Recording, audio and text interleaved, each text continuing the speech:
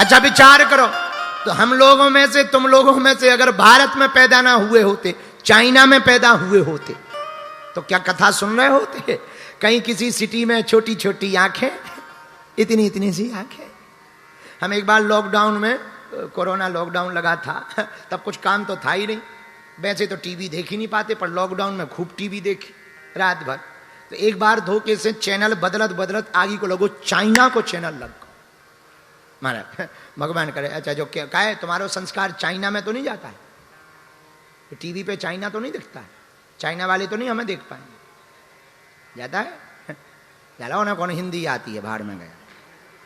अगर कल के दिन चाइना गया पतना, छोटी छोटी आंखें चाइना की, और चाइना के लोग एक जाए दूसरों आए, टीवी है तो एक जाए दूसरों। सब चाइना वालों को देखने के बाद हमें एक ही बात समझ में आई कि ब्रह्मा जी ने एक चाइना वाला बना के एकदम लगे फोटो कॉपी छोड़ दी है। सब की एक जैसी। खैर किसी की हंसी नहीं उड़ानी चाहिए, तो पर विचार करो, हम लोग भारत में पैदा हुए इसीलिए कथा सुन रहे, तो पहला भाग मनुष्य का तन, दूसरा सौभाग्य भारत जैसा वतन प्राप्त हुआ है। भारत के साथ जहां डाल डाल पर सोने की चिड़िया करती है बसेरा, वो भारत देश मेरा, वो भारत देश मेरा। जहां सत्य अहिंसा और धर्म का पग पग लगता मेरा, वो भारत देश मेरा, वो भारत देश मेरा। वंदे मातरम, वंदे मातरम, वो भारत देश मेरा, वो भारत देश मेरा। भारत कैसा? जहां भारत हमारा इतना प्यारा है, यहां गली गली में भक्ति है। हाँ गाओ, यह वो धरती जहां ऋषि मुनि जपते हरि राम की माला, यार बालक एक मोहन है और राधा एक एक बाला, और राधा एक एक बाला। जहां सूरज सबसे पहले आकर डाले अपना डेरा, वो भारत देश मेरा, वो भारत देश मेरा। प्रहलाद जी पर कृपा हुई। आगे कथा के क्रम में मनमंत्र की चर्चा आई, और मनमंत्रों की चर्चा के बाद में खूब बड़ी विस्तार की चर्चा है। वामनावतार की चर्चा है, समुद्र मंथन की चर्चा है, 14 रत्न प्रकट भये, वामन अवतार भगवान की कृपा हुई, बलि पर भगवान ने कृपा की, बलि को भगवान ने अपना बनाया। इसके बाद 9वें स्कंद में वंश का वर्णन है। सूर्य वंश में आए राम जी और चंद्र वंश में आए श्याम जी। चलो भगवान की बड़ी कृपा है, आ गए। हमें लग रहा था आज भी नहीं आएंगे, पर आ गए।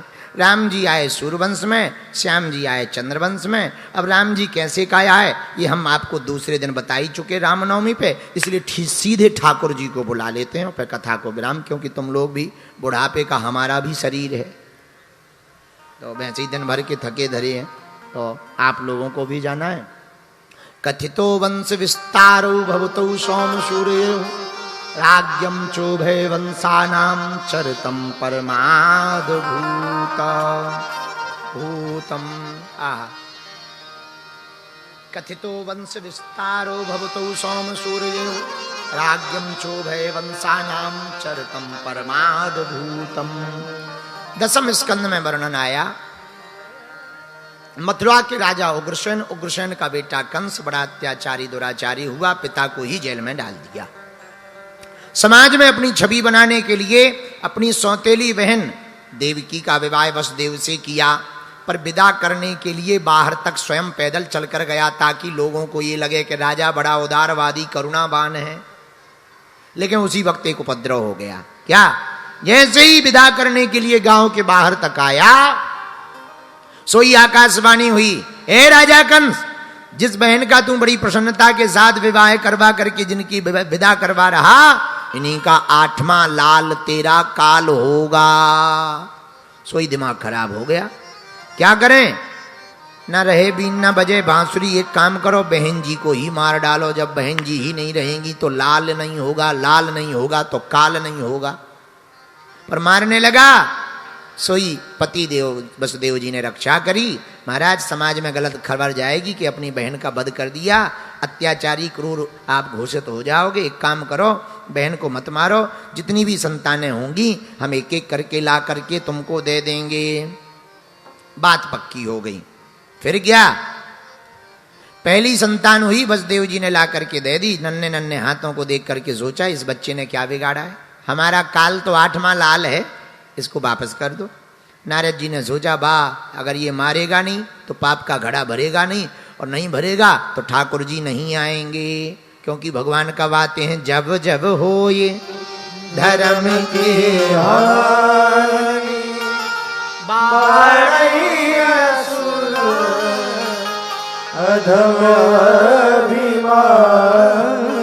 तो क्या किया जाए? फिर क्या? नारद जी 8 पंखुड़ियों वाला कमल ले गए। हे राजा, इन जरा इनको देखो ठीक से। 8 पंखुड़ियों के कमल को देखा। क्या है? गिनती करो, 1 2 3 4 5 6 7 8। उल्टा गिनो, 1 2 3 4 5 6 7 8। बीच से गिनो, 1 2 3 4 5 6 7 8। समझ में आया? नहीं। देवताओं की गिनती है, पहला भी 8वां हो सकता, 8वां भी पहला हो सकता, और बीच में भी 8 हो सकते हैं। हाँ, ये देवताओं की गिनती है। फिर क्या? राजा कंस समझ गया। देवकी वसुदेव को कारागृह में डाल दिया। एक एक करके 6 पुत्रों को मार डाला। 7वां गर्भ में आया, संकर्षण क्रिया के द्वारा रोहिणी के गर्भ में स्थापित कर दिया। उसी वही 7वें गर्भ के रूप में दाऊ भैया प्रकट भय। बोलो दाऊ भैया की। अब भगवान के प्रकट होने का समय आ गया। भगवान ने स्वप्न में वसुदेव जी को सब बताई दिया, और देवता स्तुति करते हैं। भगवान परम सत्य हैं, ऐसे परब्रह्म पूर्ण परब्रह्म सत्य परमात्मा स्वरूप सच्चिदानंद की स्तुति देवताओं ने की। सत्यव्रतम सत्य परम त्रिसत्यम सत्यस्य योनिम निहितम च सत्य। और धीरे धीरे समय बीता, और समय जैसे ही बीता भैया, अब भगवान के प्रकट होने का समय आया। आहा, भगवान प्रकट कब भय?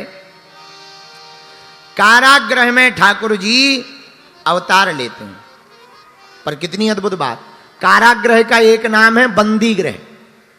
बंदी गृह कहते, कारागृह का एक नाम है बंदी गृह। बताओ, भगवान बंदी गृह में प्रकट क्यों भय? भक्तों के बंधन को खोलने के लिए स्वयं बंदी गृह में प्रकट भय। ये भगवान का स्वभाव है। भगवान प्रकट भय बंदी गृह में। और प्रकट कब भय?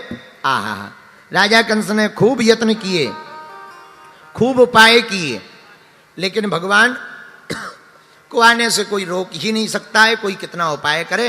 धीरे धीरे समय आ गया। कालः परम शोभना, समय भी बड़ा सुहावन हो गया। काल भी परम सुंदर बनकर के आ गया।